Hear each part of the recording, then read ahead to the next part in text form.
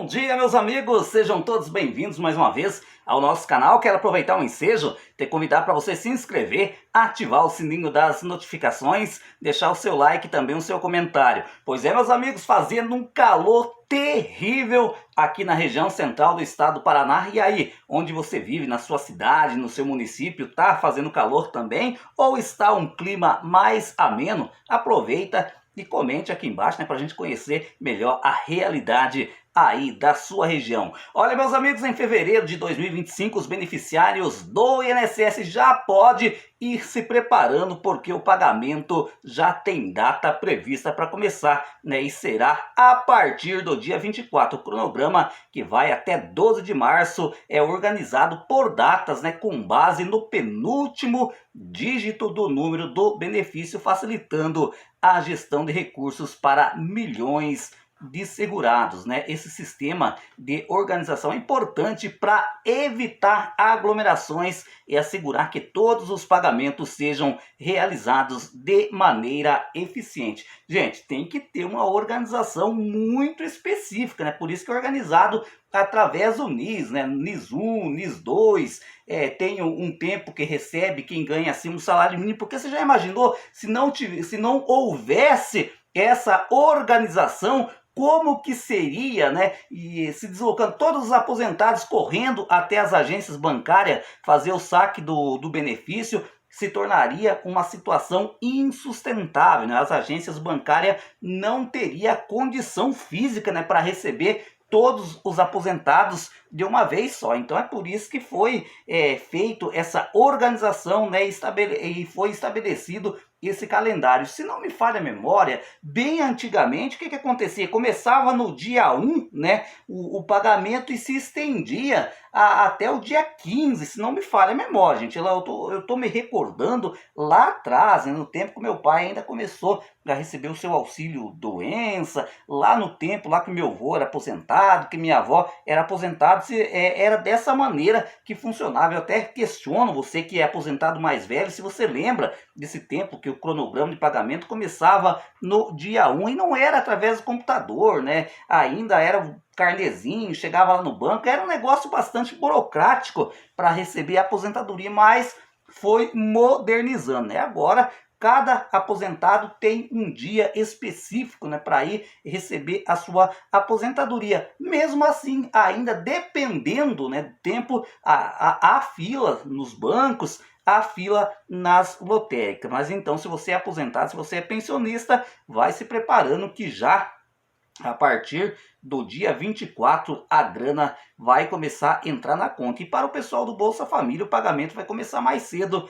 vai começar no próximo dia 17. Olha, meus amigos, a Associação Brasileira de Defesa dos Clientes e Consumidores de Operações Financeiras e Bancárias acaba de lançar uma cartilha prática e objetiva para ajudar aposentados e pensionistas, né, para cancelarem descontos indevidos que podem estar sendo realizados em seu benefício do INSS sem a sua devida autorização. A cartilha alerta que muitos beneficiários estão sendo surpreendidos com descontos de associações e sindicatos sem o consentimento prévio do beneficiário. Uma prática que já resultou em investigações e mudanças na administração do INSS, mas que infelizmente isso ainda persiste. Ou seja, meus amigos, o aposentado, o pensionista e o beneficiário do BPC hoje tem que ficar ligado, né? Tem que ficar atento.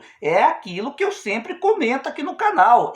É quase que obrigatório o aposentado e qualquer beneficiário do INSS, pode ser até mesmo o auxílio-doença, ter acesso ao aplicativo ou site Meu INSS. E outra, né?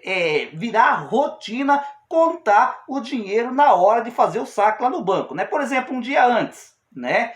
Porque o pagamento esse mês vai começar no dia 24, mas ali para o dia 20 já está disponível, né, para fazer consulta de pagamento, ou seja, o aposentado pode entrar no site e aplicativo para saber que dia o benefício vai cair na conta, e aí vai estar certinho discriminado, olha, R$ 1.518, ou se tiver impresso consignado, R$ 1.250, R$ 1.300, aqueles que ganham acima do salário mínimo, a mesma situação. Aí você já sabe qual é o valor, né, que você vai receber. Agora, de repente, chegou lá no banco, né? O valor está diferente do que você checou, né? Aí já dá para ligar um sinal de alerta. Inclusive, né, se você foi colocado nesse tipo de associação sem a sua permissão, você pode pedir, né, pelo 135 para sair, né, para desfiliar, né, dessa entidade. Você pode também procurar uma agência do INSS. Agora, o grande problema está na questão da devolução do dinheiro, né? Porque eu, na minha modesta opinião, vou ser bem sincero, gente, que a pessoa pode até conseguir desfiliar, mas receber essa grana que foi usurpado sem a autorização do aposentado fica bastante difícil. Olha, meus amigos, o ministro da Previdência Social, o Carlos Lupe, inaugurou lá em Blumenau, né, o prédio onde funciona a gerência executiva do INSS e a agência da Previdência Social na cidade, né? As novas unidades ficam localizadas na rua Floriano Peixoto, 126, na região central da cidade. Ou seja, quem mora lá na nossa querida Blumenau, Santa Catarina, já conta com uma nova unidade da Previdência Social. Gente, o importante do governo Lula nessa parte da Previdência Social, né? A gente há de convir que, lembra que na gestão do Bolsonaro falava-se em fechar agências do INSS no Brasil, né? Porque já pode fazer tudo através do site ou através do aplicativo, né? Agora, nessa gestão é o oposto. Várias agências do INSS estão sendo abertas pelo Brasil afora. Exemplo disso foi essa unidade inaugurada no último dia 6, lá na cidade de Blumenau.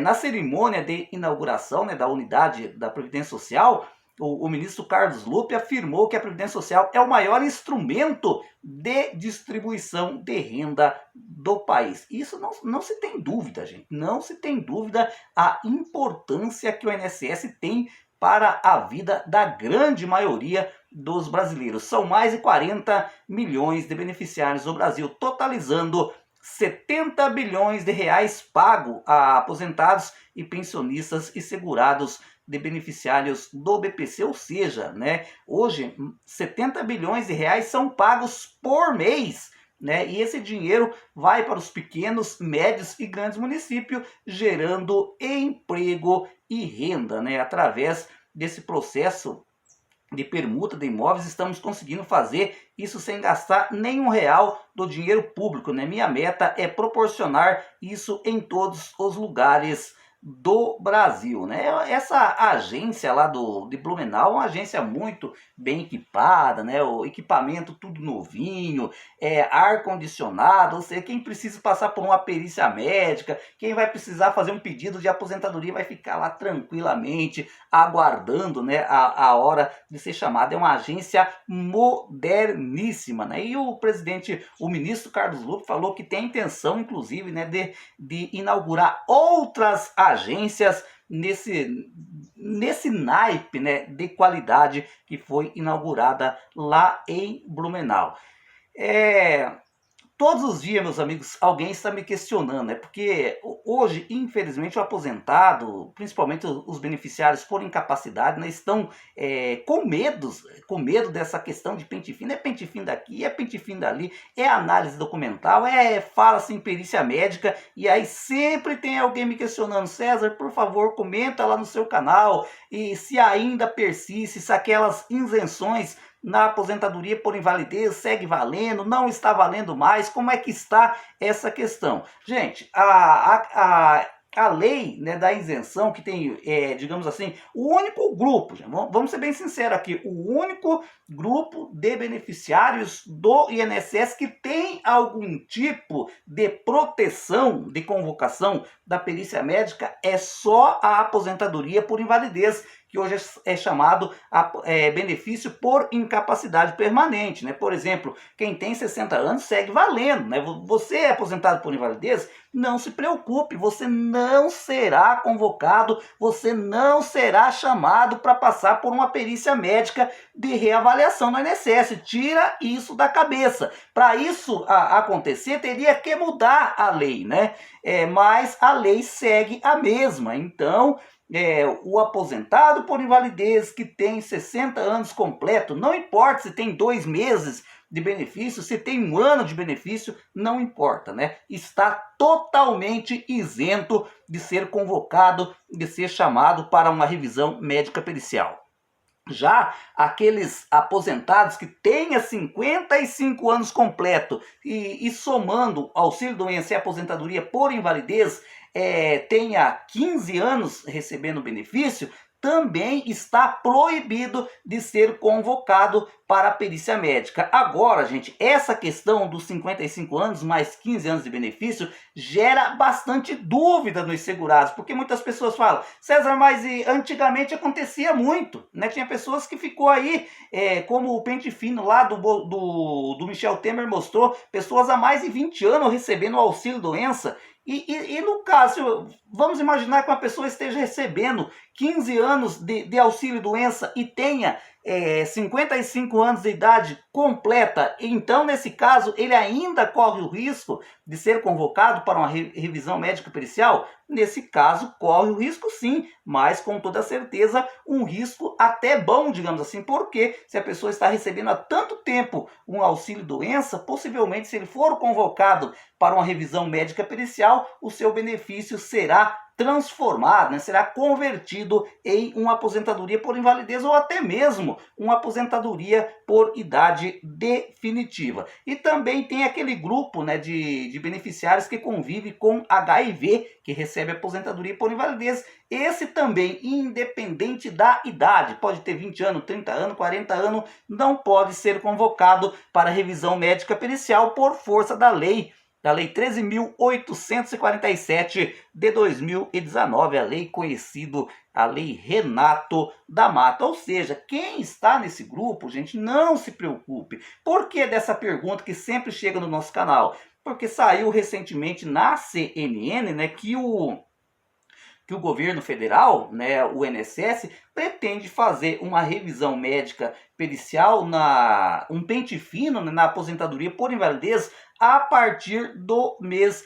de março. E segundo informações, são 800 mil beneficiários que estão na mira desse pente fino. É natural que quem esteja recebendo esse benefício fique preocupado, né? Pode ser que seja chamado, pode ser que não seja chamado. Só que, gente, as informações dão conta que esse pente fino vai acontecer depois do mês de março, né? A gente está aguardando maiores informações para trazer aqui no nosso canal, para informar ao nosso público, porque, né, jogou-se na mídia que terá o pente fino, mas até o momento os critérios ainda não foram definidos.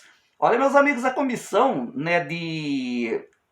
de Assuntos Econômicos aprovou o fim da carência para o auxílio-doença e aposentadoria por incapacidade permanente, né, para quem convive com o lúpus e epilepsia, que é o projeto de lei 2.472, e a relatora foi a nossa querida Damares Alves. Eu confesso para vocês, gente, eu era meio avesso, né, a Damares Alves, porque ela foi ministra das Mulheres e dos Direitos Humanos e, na minha modesta opinião, fez uma gestão bem fraca na época do Bolsonaro. E aí eu fiquei meio desconfiado dela, né, como senadora. Mas, para falar a verdade, tem me surpreendido. É óbvio que eu não concordo com tudo que ela fala, né? É natural numa democracia, você concorda com alguns pontos, outros pontos você discorda, e isso não tem problema, né? Faz parte do jogo. Mas ela tem me surpreendido principalmente no que tange ao cuidado da pessoa com deficiência, ao cuidado das pessoas doentes. Isso tem me surpreendido na Damares Alves positivamente, né? Ou seja, esse relatório dela foi favorável, né, que esse projeto de lei, porque não sabe, o PL 2472 de 2022 é um projeto de lei do senador Paulo Paim, né? O que aconteceu? Já tinha um projeto anterior, né, que passou pelo crivo do Congresso Nacional, né? Quando chegou para a sanção lá na época do Bolsonaro, o Bolsonaro vetou, né, integralmente, e o Congresso Nacional depois manteve o veto, né? E aí o Paulo Paim é um cara que não desiste nunca, ele é brasileiro, né? Falou assim, então se vetou, né, e o Congresso manteve o veto, eu faço outro projeto de lei, e acabou criando o PL 2472, né? Inclusive daí foi relatado pela sua colega lá na comissão, né? O relatório foi favorável. E esse projeto de lei diz que é o fim da carência para auxílio-doença e aposentadoria por incapacidade, né? Agora a proposta seguiu para a Comissão de Assuntos Sociais, onde será escolhido um relator. Aí muitas pessoas estão falando, César, mas o que é a tal fim da carência para a epilepsia e para a epilepsia e lúpus? Gente, hoje, né, para você ter direito a um benefício previdenciário, você tem que ter pelo menos um ano de contribuição, né? Agora, vamos imaginar que você começou a trabalhar de carteira registrada 3 meses depois. Você é diagnosticado com lúpus ou então epilepsia, você não consegue, né, um auxílio-doença, né, por causa que você não tem o tempo de carência necessário. Então é por isso que esse projeto de lei visa acabar com o tempo de carência. E falando, né, em benefício por incapacidade, falando em pente fino na aposentadoria por invalidez, gente, chegou uma pergunta também, né, lá no nosso Instagram, me questionando se essa semana será votado será analisado os vetos, né? Entre eles o veto 38 em relação ao PL 5332. Né? Essa pessoa que me perguntou, ela recebe aposentadoria por invalidez, né? E não está no grupo de isentos, né? Ela está recebendo há 2 anos o benefício e ela tem 52 anos de idade, né? Ou seja, ela está com medo de ser convocado